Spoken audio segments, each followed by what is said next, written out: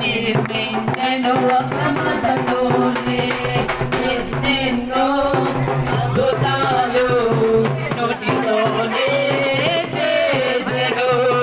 గమనించుకో సోదరా, గమనించుకో ఓ సోదరి, కేవలము మానవాళిని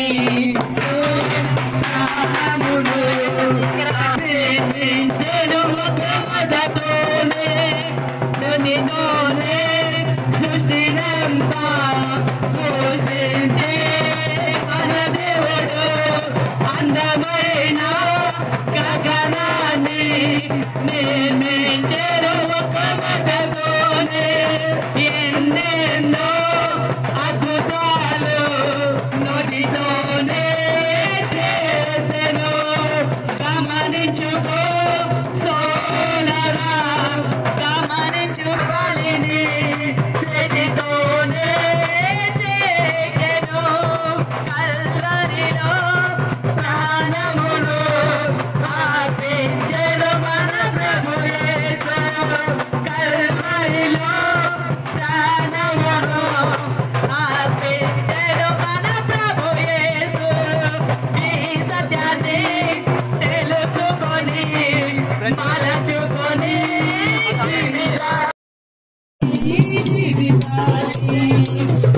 గమనించుకో సోదరా, గమనించుకో ఓ సోదరి, కేవలము మానవాళిని చేతితోనే చేసెను.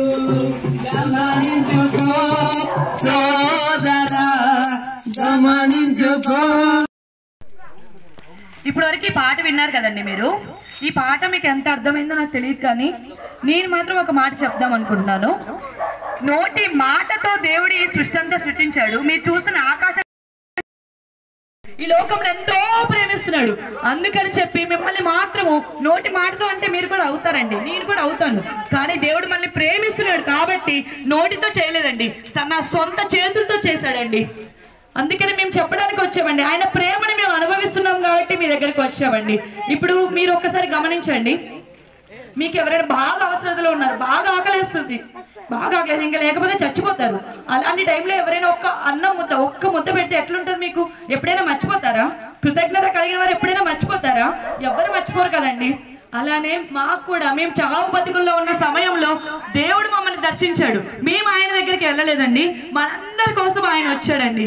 పరలోక రాజ్యం ఎలాగుంటుందో మనకందరికీ తెలియకపోవచ్చండి, కానీ ఆ పరలోకం నుంచి, స్వర్గం నుంచి యేసయ్య మనందరినీ ప్రేమిస్తున్నాడు కాబట్టి ఈ భూమి మీదకి వచ్చాడండి. మనందరినీ ప్రేమించకపోతే ఆయన రాడండి, ప్రేమిస్తున్నాడు కాబట్టి వచ్చాడండి. ఇప్పుడు ఒకసారి గమనించండి మీరు అందరూ. ఇప్పుడు ఈ బురద నీళ్ళలో నేను కాలు పెట్టానండి, అది పోవాలంటే మంచి నీళ్ళతో కడుక్కుంటామా చెడ్డ నీళ్ళతో కడుక్కుంటామా? అదే మళ్ళీ బురద నీళ్ళతో కడుక్కుంటే పోతుందా అండి? పోదు కదా. అలానే నేను మంచి నీళ్ళతో కడుక్కుంటేనే నాకున్న బురద పోతుంది.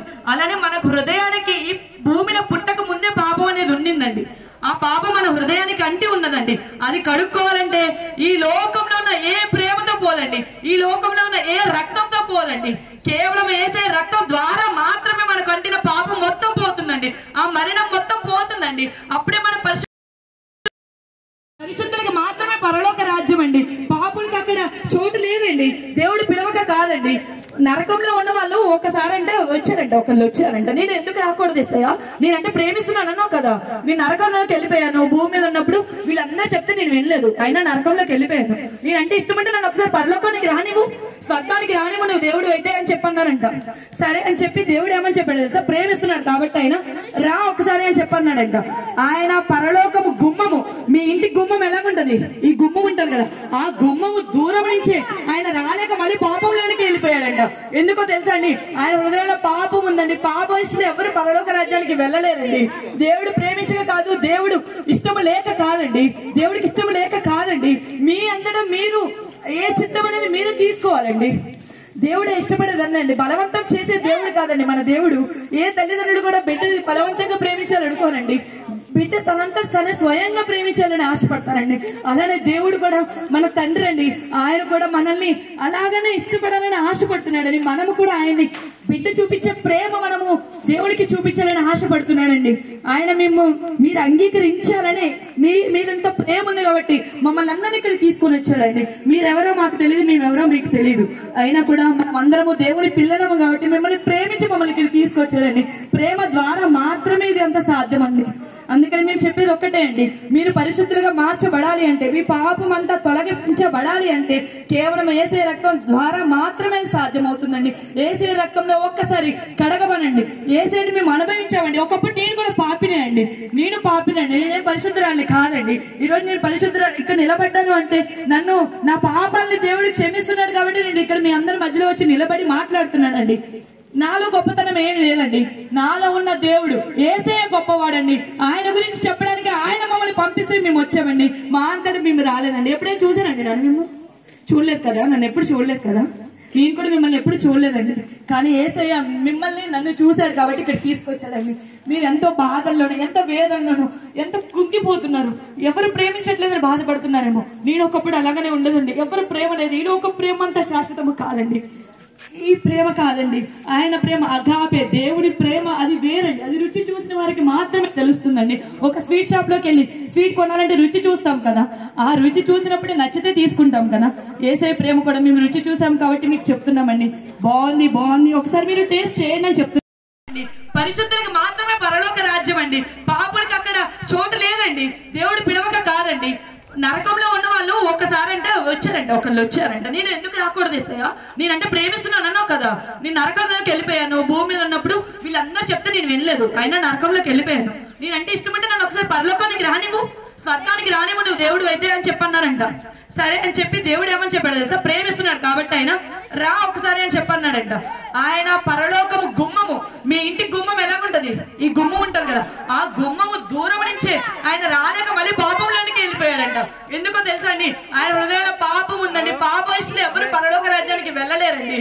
దేవుడు ప్రేమించక కాదు, దేవుడు ఇష్టపడాలని ఆశపడుతున్నాడని. మనము కూడా ఆయన్ని బిడ్డ చూపించే ప్రేమ మనము దేవునికి చూపించాలని ఆశపడుతున్నాడండి. ఆయన మీరు అంగీకరించారని మీదంతా ప్రేమ ఉంది కాబట్టి మమ్మల్ని అందరినీ ఇక్కడ తీసుకొని వచ్చారండి. మీరెవరో మాకు తెలియదు, మేమెవరో మీకు తెలియదు, అయినా కూడా మనం అందరము దేవుని పిల్లలము కాబట్టి మిమ్మల్ని ప్రేమించి మమ్మల్ని ఇక్కడ తీసుకొచ్చారండి. ప్రేమ ద్వారా మాత్రమే ఇది అంత సాధ్యం అండి.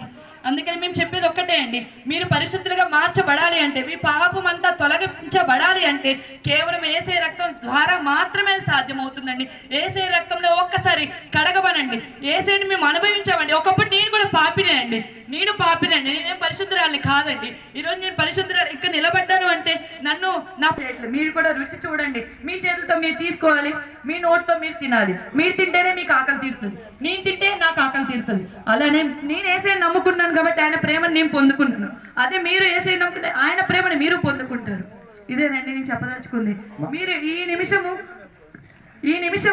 ఇప్పటికిప్పుడు మీరు ఏదో చేయాలని, ఎంత డబ్బులు ఇవ్వాలి ఇది కాదండి. డబ్బులు కోరట్లేదండి దేవుడికి ఒక లెక్క అండి. ఆకాశం చేసిన దేవుడు ఈ